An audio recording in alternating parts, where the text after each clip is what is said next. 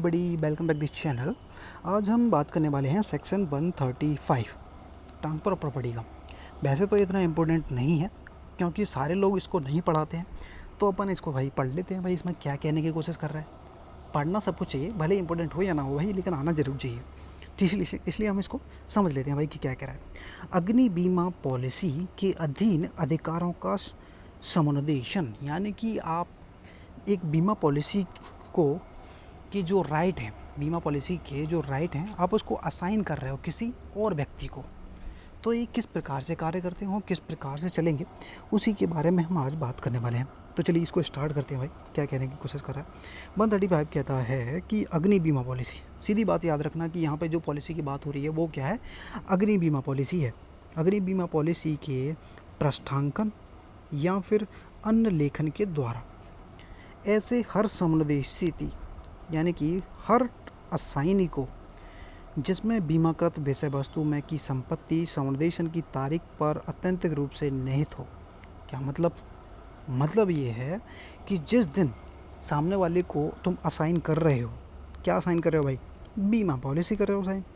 और जब आप एक बीमा पॉलिसी सामने वाले को असाइन कर रहे हो, बीमा पॉलिसी कौन सी, अग्नि वाली, और सामने वाले को जब आप असाइन कर रहे हो तो उस तारीख को एब्सोल्यूटली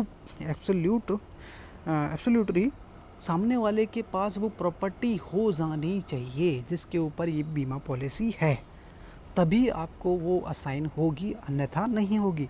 आगे बढ़ते हैं, क्या है, बाद के ऐसे सब अधिकार अंतरित और ऐसे निहित हो जाएंगे मानो वह बीमा पॉलिसी में अंतरिष्ट सभी संविदा स्वयं उसके ही की हो। क्या मतलब है भाई, नहीं समझ में आया। मतलब ये कह रहा है कि जब भी आप किसी भी एक बीमा पॉलिसी को असाइन करोगे तो इंडोर्स करके करोगे, ठीक है। पृष्ठांकन मतलब इंडोर्स करना, सामने वाले उस पे जो बीमा पॉलिसी है उस पर इंडोर्स करके लिख साइन वगैरह कर देते हो कि आज से मैं इसको आपको सौंपता हूँ, बीमा पॉलिसी के जो जितने भी अधिकार मेरे पास हैं बीमा पॉलिसी से संबंधित वो आपको सौंपता हूँ। लेकिन यहाँ पे एक बात कही गई थी कि जब भी आप ऐसे असाइन करोगे सामने वाले को, तो उस जिस व्यक्ति को आप असाइन कर रहे हो उस व्यक्ति को उस प्रॉपर्टी में अधिकार मिल जाने चाहिए। जब यही नॉर्मल सी बात है कि जो बीमा पॉलिसी किसी प्रॉपर्टी पे तो होगी, अब वो प्रॉपर्टी सामने वाले के पास नहीं है तो असाइन करके क्या मतलब है, ठीक है। तो जब भी सामने वाले की प्रॉपर्टी आप सामने वाले को दोगे तो भाई उसके साथ में बीमा पॉलिसी को भी असाइन कर देना, तो भाई सामने वाले के लिए आसान हो जाएगा। तुम्हारे मतलब की तो कोई रहेगी नहीं, क्योंकि जब आपके पास प्रॉपर्टी ही नहीं है तो आप उसको वसूल तो कर ही नहीं पाओगे, क्योंकि आपने बीमा पॉलिसी उसको ट्रांसफ़र ही नहीं करी। तो यहाँ पे हम इसको असाइन कर देते हैं। असाइन मतलब सामने वाले को एक तरह से ट्रांसफ़र कर देते हैं, असाइन लिख के डॉक्यूमेंट इंडोर्स करके सामने वाले को सौंप देते हैं कि आज से ये बीमा पॉलिसी भी तुम रख लो, मज़े करो, जाओ जी लो अपनी ज़िंदगी।